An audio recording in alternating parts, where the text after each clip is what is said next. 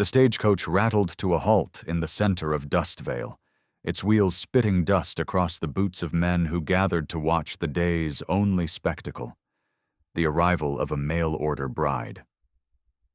Elira stepped down slowly, her shawl clutched tight, her hair pinned as neatly as travel allowed, but all anyone could see were the shoes, torn to ribbons, soles flapping, toes poking through, leather worn thin from the hundreds of miles she had walked when the coach threw her off more than once to make room for wealthier passengers. Murmurs rippled through the crowd, followed by laughter, sharp and cruel. "That's what Jonas Hale paid for," a woman hissed to her neighbor. "She's not even worth the postage." Elira lowered her head, heat rising to her cheeks. But she didn't cry. She had done enough crying on the road. Jonas stepped from the edge of the onlookers then, tall but plain. A man in patched suspenders, shoulders broad from years of labor.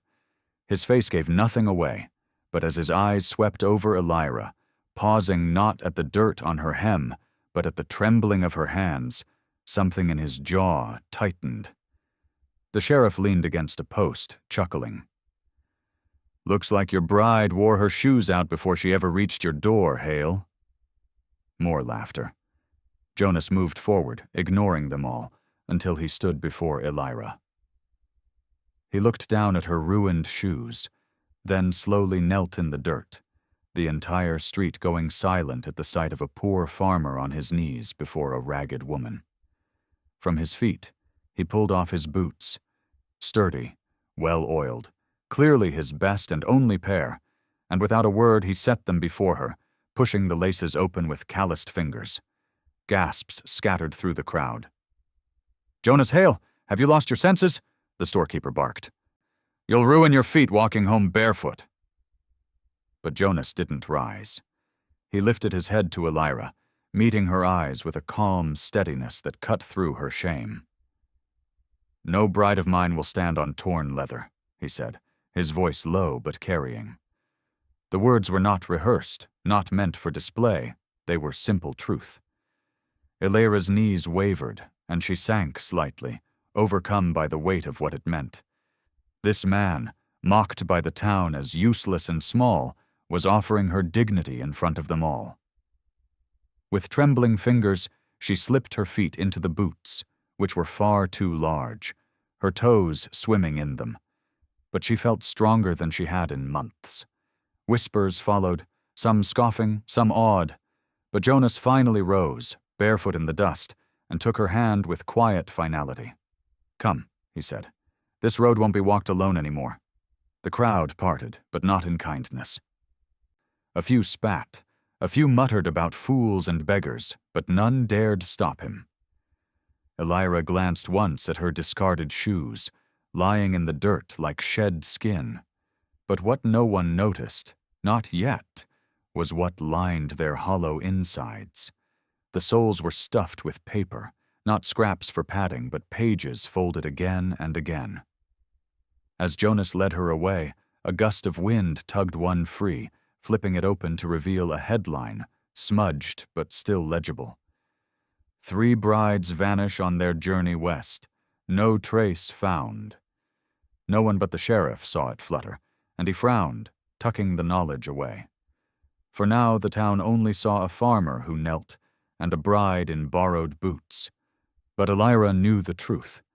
The shoes she had shed carried stories that were not finished, and sooner or later someone would come looking for them. The tavern door creaked as Jonas led Elira past it, and laughter burst from inside, rolling out like a tide of malice.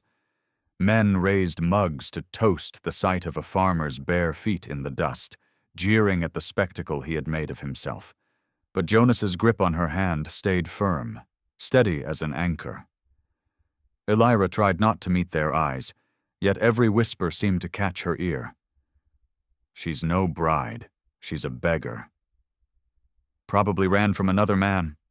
Look at her, bringing curses in with those rags." Shame pressed against her chest until it was hard to breathe. They reached the edge of town where Jonas's wagon waited, a rickety thing patched with boards, but clean and sturdy like everything he touched.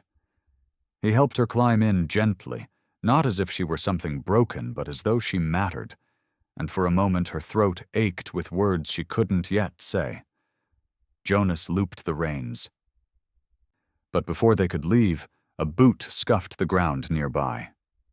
Sheriff Wicks approached, his mustache twitching, his eyes sharp despite the lazy drawl of his voice. "Fine gesture back there, Hale. Real fine. But I'd watch that girl if I were you." Jonas stiffened, one hand tightening on the reins. "Why's that?"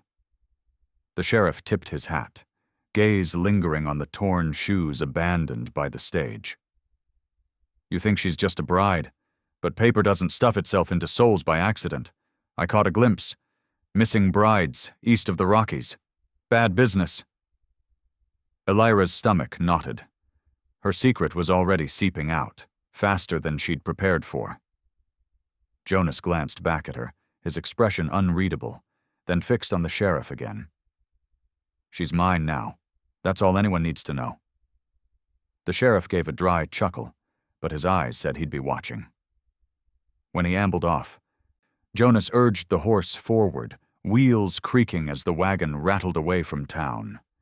Elira clutched her shawl tighter, pulse quickening with every bump of the road. Jonas stayed silent, but she could feel his questions pressing against the air like storm clouds. She wanted to tell him the truth, that she hadn't answered his letter for love or escape alone, but because she had uncovered something foul on her journey, something that could swallow her whole. Instead, she stared at the horizon, boots heavy on her feet though they smelled faintly of him, warm and sturdy, nothing like the shoes she had left behind. As the farmstead came into view, a weathered house with smoke curling from its chimney, Elira felt a tremor of relief, but the reprieve was brief. On the porch stood the storekeeper who had mocked her earlier, hands folded smugly across his belly. "Jonas," he called, his voice syrupy but cold. "You've brought home trouble. Everyone in town's talking already. No one trusts a bride who walks in on torn shoes stuffed with lies." Jonas jumped down from the wagon, his eyes narrowing, but Elira caught the storekeeper's smirk as his gaze flicked toward her feet, toward the boots she wore like borrowed armor. Something in that look told her he knew more than gossip. Jonas planted himself between them, voice low. "This is my land, Mallory. You don't belong here." Mallory sniffed and tipped his hat, but the way his eyes lingered told her this wasn't the last time he'd come sniffing around. When he finally strode off, Elira sagged against the wagon's edge, trembling. Jonas turned to her then, his expression unreadable, though softer than before. "Whatever those papers were," he said quietly, "they'll find their way back to us. Better you tell me now than wait for the whole town to decide who you are." Elira's lips parted, but no sound came. Because the truth wasn't just about missing brides. It was about the men who took them, men she feared were already closer than either of them realized. That night the farmhouse creaked with the hush of new beginnings, but Elira lay awake, boots by the bed like silent sentinels. Jonas had given her a quilt, thick and worn with care, yet her body could not find rest. Each whisper of the wind outside reminded her of the coachman's last words before abandoning her at the edge of Dustvale. "Some men don't want you reaching where you're headed, girl. Best you keep your head down." She sat up, fingers trembling as she pulled the boots closer, her thoughts circling the shoes she had left behind in the dust. She had stuffed them for warmth and silence on her long journey, but the crumpled clippings inside had been no accident. They were proof. Scraps she had collected in towns where brides like her had vanished without a trace, girls with hopeful eyes and folded dresses who were never seen again. She hadn't known why she kept them until the night she overheard two men on the coach whispering about selling women westward like cattle. Jonas stirred in the other room, his heavy footsteps pacing as if he too carried questions without answers. Finally, he pushed her door open, leaning against the frame, bare-chested under suspenders that hung loose at his sides. He didn't glare, didn't accuse. He only looked at her, steady and firm. "You can't keep staring at the floor forever," he said. "If there's something buried in those shoes, better we know now." His tone was not cruel. It was patient, but edged with urgency. Elira's throat tightened. Slowly, she pulled out the bundle of paper she had hidden in her bodice, sheets she'd salvaged before leaving the ruined shoes behind. Jonas crossed the room, calloused hands reaching as she placed the brittle scraps in his palm. Together they bent to the lantern light. The headlines bled through faded ink. "Bride disappears on journey west. Family demands answers. No trace found of 3 promised wives." Beneath one article, a sketched likeness caught Jonas's eye. A young woman with dark hair, features similar to Elira's. "They wanted me too," she whispered, her voice trembling. "I was supposed to be another name on this list, but I kept the clippings so someone would know, even if I didn't survive." Jonas's jaw hardened, his gaze flicking to the window as if expecting shadows outside. "And now you've come here," he muttered. "To Dustvale. To me." Elira nodded, shame weighing heavy. "I thought marrying a poor farmer would hide me. They wouldn't look for me in a place with nothing worth stealing." Jonas's hand closed around the papers, his face grim. "Men who sell women don't stop because the dirt is dry. If they're behind you, they'll come." Elira's breath hitched. "Then why kneel for me at all?" Jonas set the bundle back in her hands, eyes burning with quiet fire. "Because no one else would." Outside, the wind rose with a howl, rattling shutters. But Jonas didn't flinch. He stood at her side, a silent wall against the world. Still, Elira knew this was only the beginning. Somewhere in the dark, men who thought themselves owners of lives like hers were waiting, and the scraps she had carried in her shoes were enough to bring them to Dustvale's doorstep. Dawn bled across Dustvale in streaks of rust and gold, but Elira felt no warmth in it. She stood at the basin, splashing her face, while Jonas hauled water from the well, his bare feet sinking into the dirt with each trip. The boots she wore clomped heavily on the floorboards, far too large, but every step reminded her of the kneeling man who had offered them, and of the fragile safety she had found in his home. Jonas said little through the morning meal, chewing with his gaze distant, as though listening to sounds only he could hear. When he finally pushed back from the table, he set his hat on his head and nodded toward the barn. "Work won't wait. Stay close to the house." His tone was even, but Elira heard the steel beneath it. She busied herself with sweeping, yet unease prickled her skin. The scraps of newspaper lay hidden in a tin beneath the bed. But she couldn't shake the image of the sheriff's sharp eyes on them the day before, or the storekeeper's sly smirk. Secrets never stayed buried long in towns like Dustvale. Midday came, the air shimmering with heat, when the first shadow appeared. Jonas was in the far field, mending a broken fence, when Elira saw a rider crest the ridge beyond.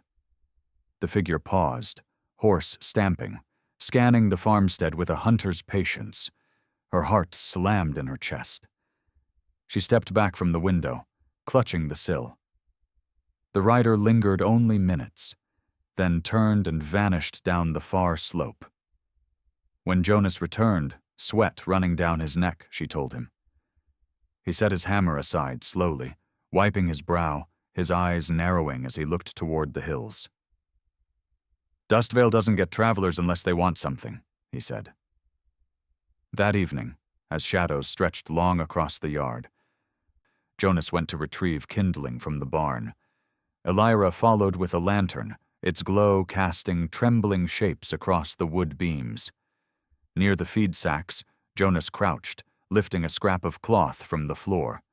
He held it up. Fine fabric, not local weave, torn from a dress. Elira's stomach sank. "That's not mine," she whispered. Jonas turned the scrap in his hand, face grim. "Then it belongs to someone who had no business here." He stuffed it into his pocket and met her eyes, his voice low. "They're already watching." For the first time since arriving, Elira felt her knees weaken. The men who had taken other brides weren't distant shadows anymore. They were here, close enough to step into the barn she now swept each morning. Jonas put a hand on her shoulder, steadying her. "Whatever comes," he said, "I won't stand aside. They'll have to face me before they touch you." His voice was calm, but the lantern flame shivered between them, as if even the light understood the weight of what was approaching. Elira pressed her lips together, forcing courage into her veins, but she knew one thing for certain. The shoes she had abandoned in the street had carried more than worn leather and dust. They had carried danger straight to Jonas's door, and now both their lives hung in the balance. The next morning, Jonas hitched the wagon before the sun had fully burned the mist from the fields. "We're going into town," he said, voice clipped but calm, his hat shadowing the tension in his eyes. Elira's hands trembled as she tied her shawl tighter. "If they're watching," she began, but Jonas cut her off gently. "Better I watch them first." Dustvale's main street was quiet, but the silence was heavier than usual, as though whispers lingered just behind shuttered windows. Jonas guided the wagon past the mercantile, past the tavern where men had jeered the day before, until he reined in before the sheriff's office. Sheriff Wicks leaned against the doorframe, chewing on a sprig of grass, his gaze flicking to Elira as though he'd been expecting them. Jonas didn't waste words. He held out the scrap of fabric he'd found in the barn. "Someone was on my land last night. This belong to any local woman?" Wicks took it, studied the weave, then shook his head. "Not from Dustvale, but I've seen this kind before. Eastern trade dresses. Same sort the missing brides were said to wear." Elira stiffened, her breath catching. Jonas glanced at her, then back at the sheriff. "You've known." Wicks spat into the dust. "I've heard. Women vanish, families send letters, lawmen send back shrugs. But lately the trails led west. Too close for comfort." Elira pulled the bundle of clippings from her shawl, unfolding the crumpled pages with shaking fingers. She laid them on the sheriff's desk, each headline a dagger. Wicks's eyes narrowed as he read. "Where'd you get these?" "I took them," Elira whispered, "from towns where I passed. I kept them hidden, in my shoes." Her voice broke on the last word, shame and fear twisting her throat. Jonas rested a hand lightly on her arm. Steadying her, the sheriff leaned back, his face grim. "Then you're already marked. Men who do this don't like witnesses." He tapped one article, then looked up sharply. "And here's your shock, Hale. It ain't strangers alone.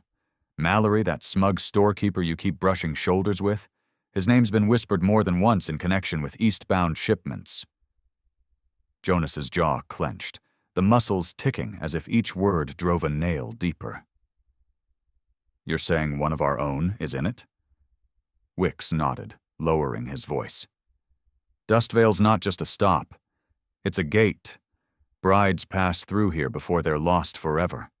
And if your woman carried proof, it won't be long before someone comes to shut her up." Elira's knees weakened, her vision blurring as the truth sank in. She hadn't just stumbled into danger. She had carried it with her, sewn into every step of those ragged shoes. Jonas slipped an arm around her waist, holding her upright. His eyes met the sheriff's, dark and unflinching. "Then we're not waiting for them to come knocking. If Mallory's in it, we dig him out." The sheriff studied Jonas for a long moment, then gave a curt nod. Careful, Hale. Men who deal in women don't scare easy. They bury their mistakes deep. Elira's heart pounded. For the first time, she understood why the townsfolk had sneered when Jonas knelt in the dust for her. They thought him small, weak, foolish. But as he led her back to the wagon, barefoot still, she realized the truth. Jonas Hale wasn't a man who bowed to shame. He was a man willing to kneel only for dignity, and now, for her. And that meant he was about to make enemies who had never known such a kind of strength. The wagon wheels rattled over Dustvale's dry ruts as Jonas drove Elira back from the sheriff's office. But his silence was heavier than the creak of the boards. Elira kept her eyes lowered, her fingers twisting her shawl. She had seen the way Mallory smirked at her when she first arrived, but to hear his name tangled with whispers of vanished brides made her stomach knot with dread. Jonas guided the horse to the mercantile rather than home, his jaw set. "Stay in the wagon," he said quietly, and though she wanted to argue, the hardness in his tone left no room. He stepped down, barefoot, dust rising around his calloused feet, and walked into Mallory's store. Through the window, Elira could see Mallory behind the counter, plump fingers drumming as his smile spread wide. Jonas's shoulders blocked most of her view, but she caught enough. The lean in, the murmured words, the sudden flash of Mallory's grin turning sharp as a blade. The conversation ended quickly, Jonas pushing away from the counter, his face unreadable. When he climbed back into the wagon, Elira whispered, "What did he say?" Jonas flicked the reins, voice low. "He offered me credit for you, as if you were grain or seed to be bargained." Elira's throat burned. "He knows." Jonas nodded once. "And he wanted me to know he knows." The road stretched long as they rattled back toward the farm, but the silence between them throbbed with danger. At the ridge, Jonas slowed the horse. Across the far slope, 3 riders lingered, not moving, their silhouettes dark against the horizon. Elira's breath hitched. Jonas muttered, "Carrion waiting on a kill." He turned the wagon off the main road, cutting through a dry wash to approach the farm from behind. Once inside the barn, he unhitched the horse swiftly, his eyes flicking to every shadow. "Pack what you need," he told Elira. "If they mean to frighten us, we'll let them wait in the dust. But if they mean more, we won't be sitting targets." Elira's hands shook as she gathered what little she had. She glanced once at Jonas's boots on her feet, scuffed now from her steps. "They'll come for the papers," she whispered. "They always do. That's why I stuffed them in my shoes, so no one could see what I carried." Jonas set his rifle against the wall, checking the chamber with practiced ease, then looked at her with steady eyes. "They didn't reckon on me kneeling for you. They don't know what I'll do to keep you standing." Outside, a crow cawed harshly, the sound tearing the silence. Elira froze. Jonas crossed to the barn doors, easing one open. A figure leaned on the fence post not 20 yards away. Mallory. His smile smug, his hat tilted low. He raised a hand as if in greeting, but his eyes gleamed with something darker. "Evening, Hale," he called. "Seems you've taken in more than you bargained for." Jonas didn't move, didn't answer, but Elira felt her heart slam against her ribs. Because in Mallory's smile, she saw no simple malice.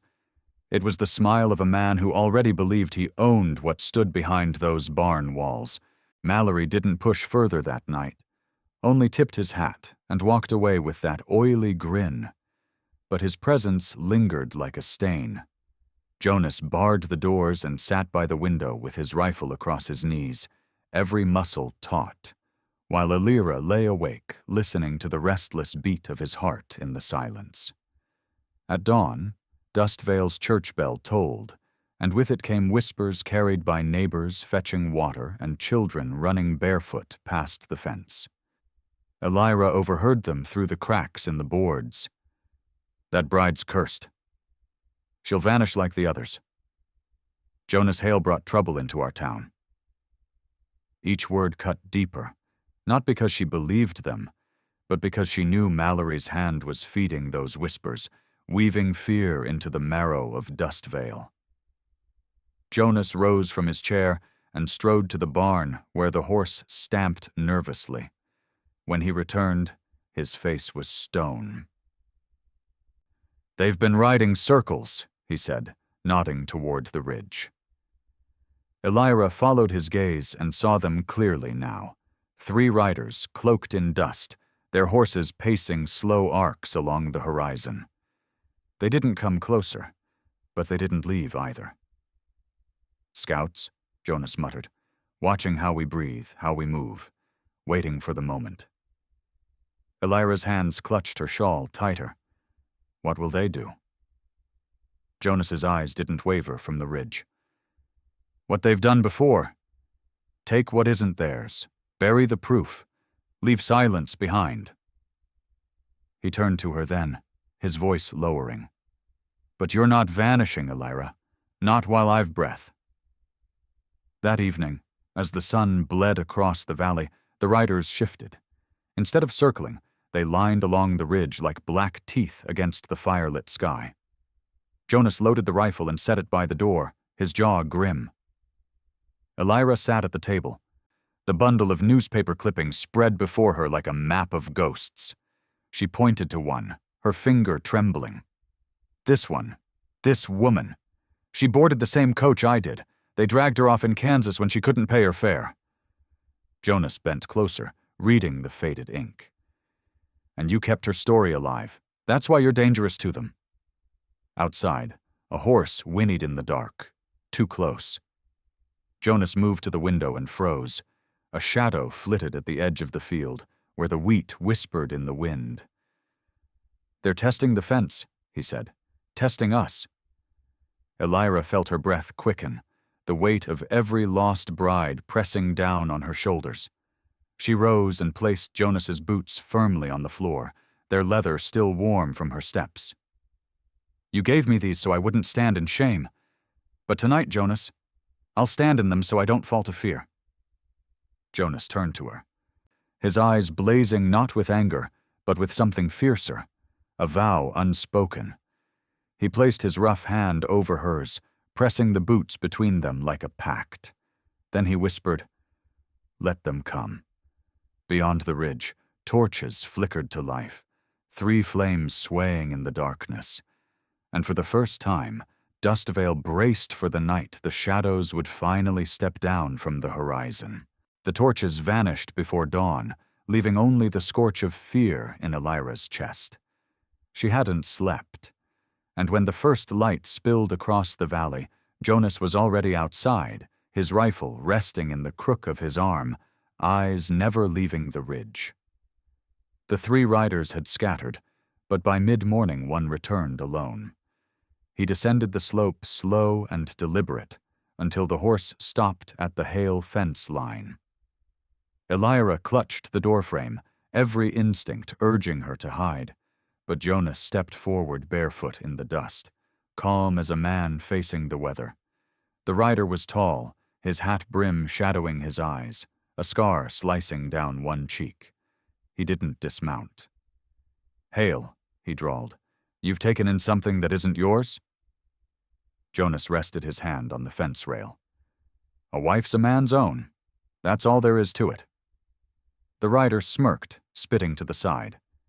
"She's marked. Not by your vows, but by the soles of her shoes. You think you found a bride? You found a ledger. She carried names meant to stay buried." Elira's breath hitched, and the rider's eyes slid to her shadow in the doorway. "You should have burned those clippings, girl. Paper can't save you." Jonas's voice sharpened. "And who sent you sniffing here? Mallory?" The rider chuckled low. "Mallory's just a clerk. We're the collectors. Women vanish because someone's got to pay debts, and someone's got to profit. Dustvale's only a stop along the road." He leaned in, his tone like rusted iron. "Hand her over, Hale, and you keep your farm. Keep your skin, too." Jonas didn't flinch. He straightened, eyes steady. "You'll ride back to your men and tell them this. Elira stays. The farm stays. And if you step 1 foot past this fence, you won't ride back at all." For a long moment the rider stared. Then he laughed, a hollow sound that cut the air. "Then you'll bury her beside you." He tugged the reins and turned, galloping back up the ridge, dust pluming behind. Jonas returned to the porch, face grim, but Elira caught the faint tremor in his hands as he set the rifle down. "He knows about the papers," she whispered. Jonas nodded. "Which means Mallory showed them." He took her by the shoulders, eyes burning with quiet fury. "From here on, there's no hiding, Elira. They'll push harder. They'll want proof destroyed and you with it." She swallowed hard, her pulse pounding. "Then we fight." Jonas studied her, then reached for the boots she wore, tugging the laces tighter with calloused fingers. "Then we fight," he echoed. Outside, the ridge lay empty, but Elira knew it was only the calm before the storm. Somewhere in the dust, the collectors waited, circling like wolves. And in her heart, she realized the torn shoes she had shed were more than remnants of a long journey. They were a trail marker, proof of a story that powerful men wanted buried. But with Jonas beside her, she vowed it would not be her grave. By midday, the whole of Dustvale seemed to buzz with whispers, and Jonas knew without asking who had started them. Mallory stood on the mercantile steps, booming his voice so loud even the chickens startled. Elira and Jonas had gone into town for flour, but the moment they reached Main Street, heads turned, eyes narrowing like shutters in a storm. "There she is," Mallory barked, pointing at Elira with his fat finger. "That bride didn't come honest. She carried death in her shoes. Ask yourselves why every town she passed through lost daughters, why her souls were stuffed with names best forgotten." Gasps rippled through the crowd. Women drew their children closer. Men muttered darkly. Elira felt her cheeks burn, her knees weaken, but Jonas stepped in front of her, bare feet planted in the dust like roots.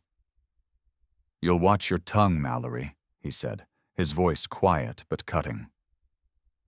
Mallory sneered, spreading his arms wide. "Quiet man with no boots, standing for a liar who carried doom to our door. You think she's your wife? She's their bait, a collector's bride meant to lure more." He jabbed a thumb toward the ridge where, sure enough, 2 riders lingered, their silhouettes clear against the sky. The crowd murmured louder, some faces twisting in fear, others in disgust. Elira's heart hammered. She wanted to scream the truth, to show the crumpled clippings that proved she was not the hunter but the hunted, yet her voice caught in her throat. Jonas's voice rose, steady and firm. "She came with nothing but torn shoes because men like Mallory see women as trade. I gave her boots so she could stand, not crawl." His words struck like stones against a wall, but Mallory only smirked, leaning close enough for the town to hear. "Then when the collectors come, Hale, we'll all remember you opened the door for them." The sheriff finally pushed through the crowd, his hand on his holster. "Enough, Mallory," Wicks growled. "You'll not turn a crowd into a gallows." Mallory laughed, but his eyes glittered with warning as he stepped back. Jonas gathered Elira close, guiding her toward the wagon as the murmurs swelled behind them. Every eye on the street seemed to pierce her shawl, branding her as cursed, dangerous, doomed. Back at the farm, Jonas set the sack of flour down hard, his jaw tight. "He's making you the target," he said, "so when they ride in, the town won't lift a finger." Elira's hands shook as she reached for the clippings. "Then we make the truth louder than his lies." She spread the papers across the table, the ink faded but undeniable. Jonas studied them a long moment, then nodded. "Tomorrow we take this to the church." Let the town hear what Mallory's been hiding." Elira swallowed, her heart pounding with both fear and resolve. Outside, a horse neighed in the distance, the sound sharp in the fading light. She peered through the window and caught sight of a torch flaring on the ridge. Not one now, but 3. The collectors were gathering.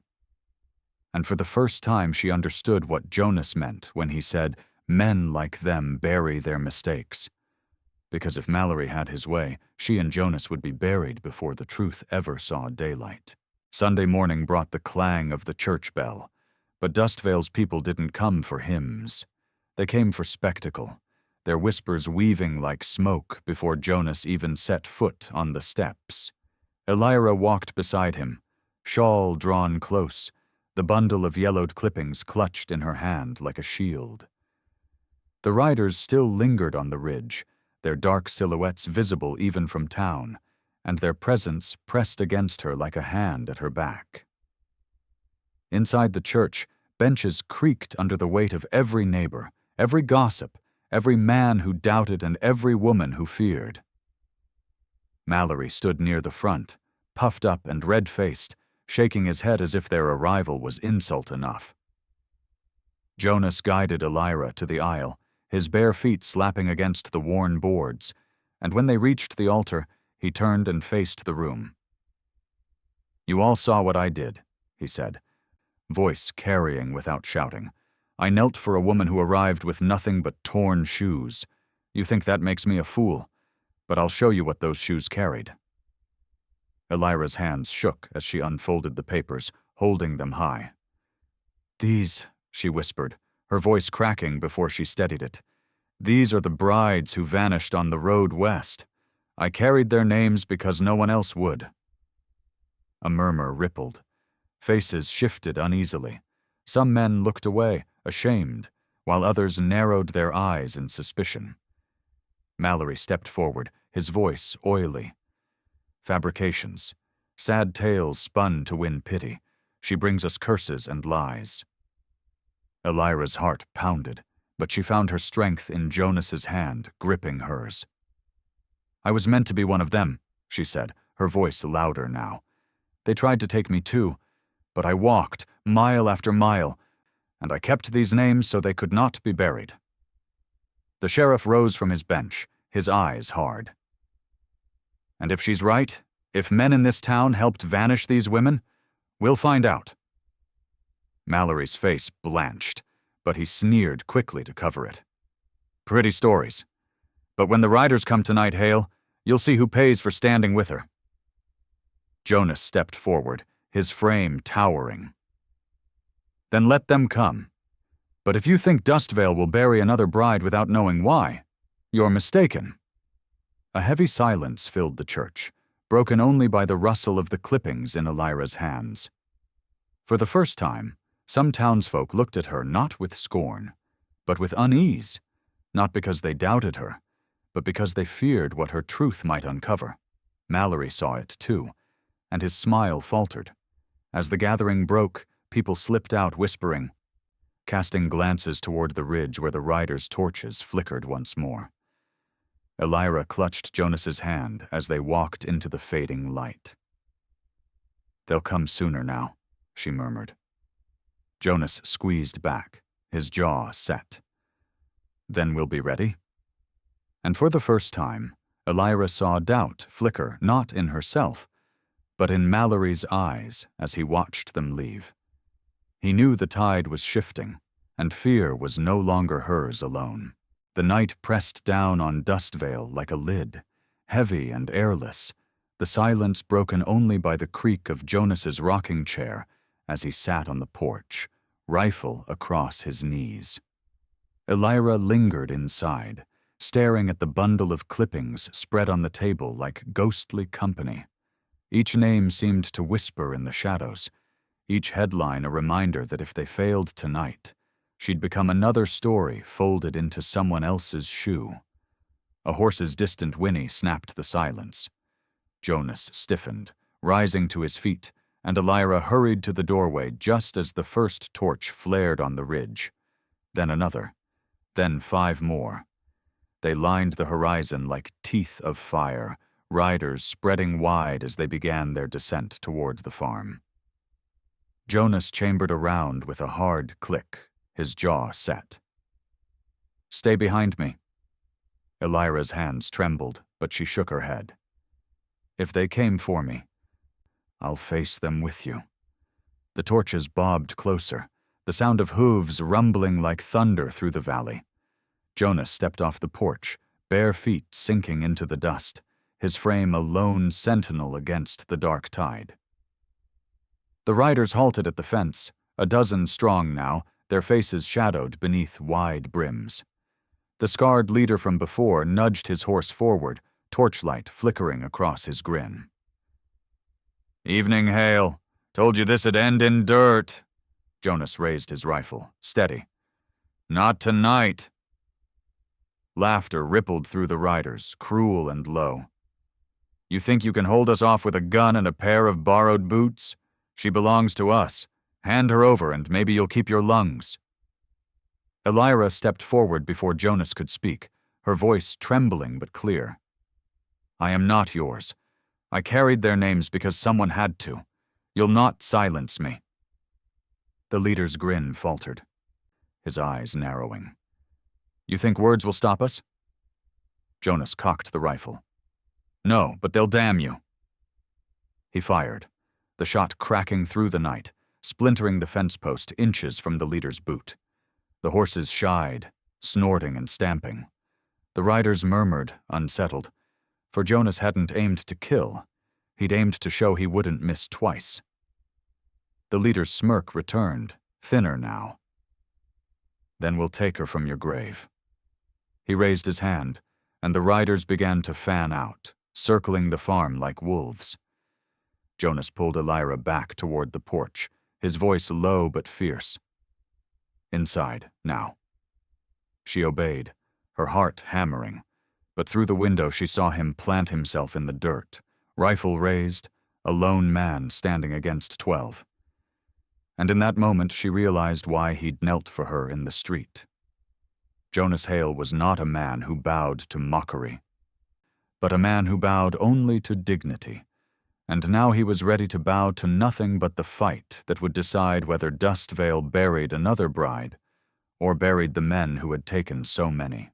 The riders surged like a black wave, torches scattering firelight across the field, but Jonas stood firm, rifle steady in his hands.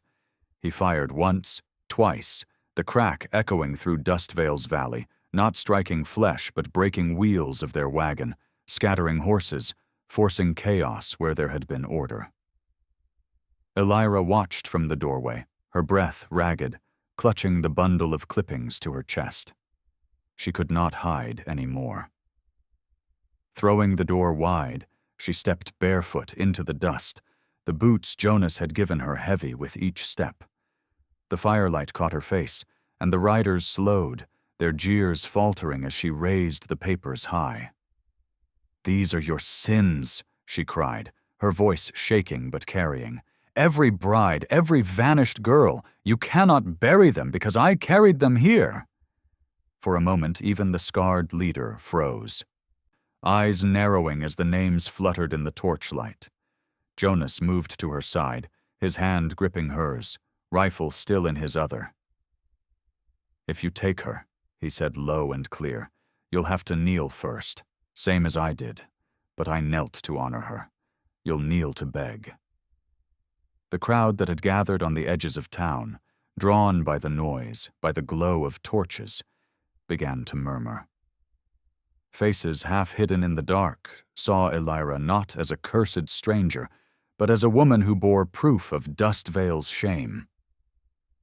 Sheriff Wicks pushed through, pistol in hand, shouting, "Enough!